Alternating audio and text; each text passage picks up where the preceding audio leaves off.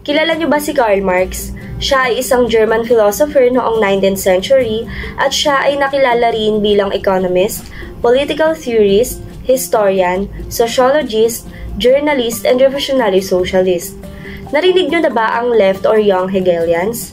Ang mga young or left Hegelian ay isang pangkat ng mga philosopher at intelektual na naapektuhan ng mga ideya ni George Wilhelm Friedrich Hegel. So si Karl Marx ay isa sa mga miyembro ng pangkat na ito noong siya ay nasa kanyang kabataan pa. Ang mga young Hegelian ay nagtangka na suriin at baguhin ang mga konsepto ni Hegel upang magbigay linaw ito sa mga issue sa lipunan at relihiyon. Sa panahon na iyon, nakilala si Marx bilang isang aktibong kalahok sa mga talakayan at kritisismo laban sa nakagawiang mga ideya ng lipunan at relihiyon. Si Hegel kasi ay naniniwala sa konsepto ng dialectical idealism, kung saan ang kasaysayan ng lipunan ay tinatanglawan ng isang proseso ng labanan ng mga ideya at konsepto.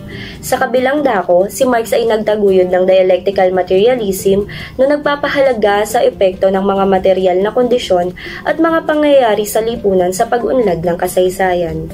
Sa paniniwala ni Hegel, ang pag-unlad ng lipunan ay isinasagawa sa pamamagitan ng pag-usbong at pagbagsak ng mga ideya, samantalang para kay Marx, ang pag-unlad ay nauugat sa mga tunay na kondisyon ng buhay ng mga tao at sa kanilang pakikibaka para sa makatarunang lipunan.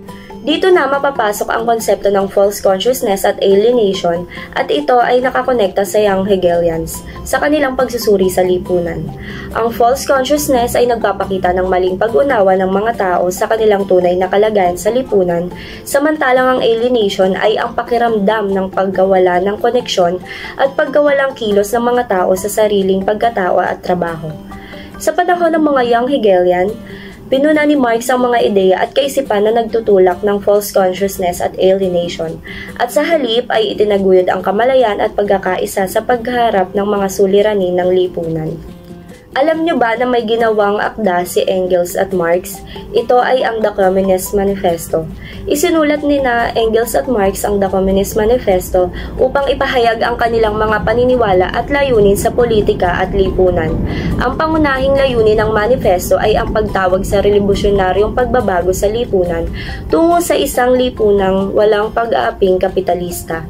Ginamit nila ang aklat upang ipaliwanag ang mga suliranin ng kasalukuyang lipunan, tulad ng pagmamalabis ng mga kapitalista sa mga manggagawa at ang patuloy na pagdami ng di makatarungang paghahati ng yaman. Sa pamamagitan ng librong ito, hinikayat nila ang mga manggagawa na magkaisa at kumilos upang paglaban ang kanilang mga karapatan at magtayo ng isang lipunan na batay sa pagkakapantay-pantay at katarungan.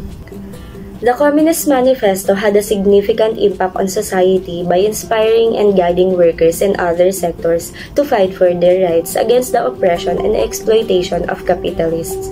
It spurred the development and growth of the social movement worldwide, leading to discussions and analysis of issues such as poverty, justice, and equality.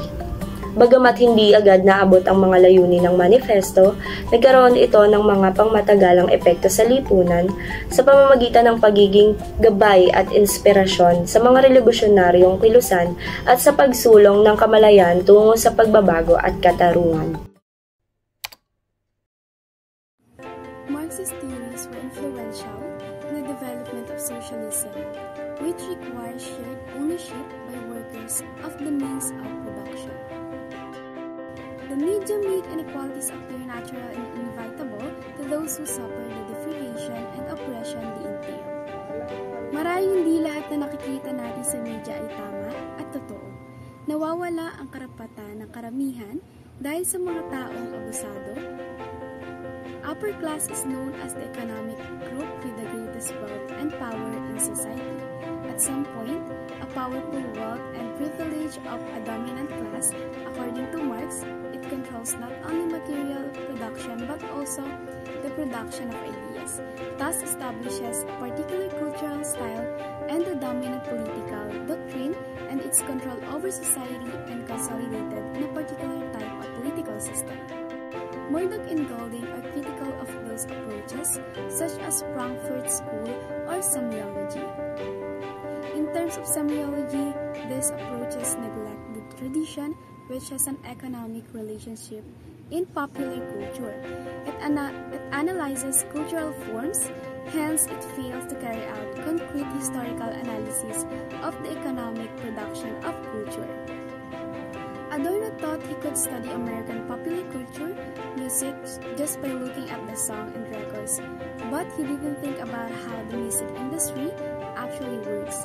In sociology, the ruling class of a society is the social class who set and decide the political and economic agenda of society. However, even if the ownership and control of the mass may vary through a relatively small group of powerful economic and financial interests, this finding by Marx supports the ruling class ideas mood. Murdoch and Golding supports Marx's ruling class model. However, they are particular with Marxist and radical theory. Public sector broadcasting that is represented by the BBC, public service, not private profit, is said to determine what gets produced.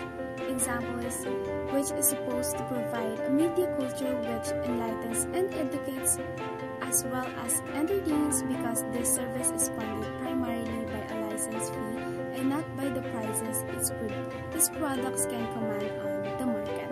It is not obviously subject to capitalist pressures.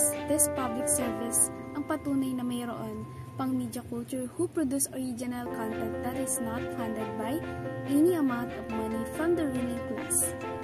Ang BBC ay dapat na mahikayat at mapanatili pa ang gobyerno na ipagpatuloy ang pamamaraan ng public service. Dapat nila ipakita na mahusay ang nalumaganap at patunayan ito at makatulong sa ekonomiya sa pagkakaroon ng malaking kita at hindi nasasayang anumang perang ginamit dito. Importante rin na nagbibigay sila ng serbisyong tinatangkilik ng mga manonood at magkaroon ng malaking interes para sa commercial, television, and radio. Ayon kay Murdoch and Golding, ito ay makakatulong upang maintindihan ang importansya ng proseso ng kultura batay sa uri at konteksto ng ekonomiya. The political economy perspective sees the mass media conveying dominant values and assumptions which derive from serve and interest of the ruling class, and which reproduce the prevailing structure of class power. Political economy wants to study media organization as institution which mediate between the economic structures of the media and the cultural output, but finds it difficult to square this with its claim that what they do is highly restricted by the need to produce and disseminate ruling class ideology.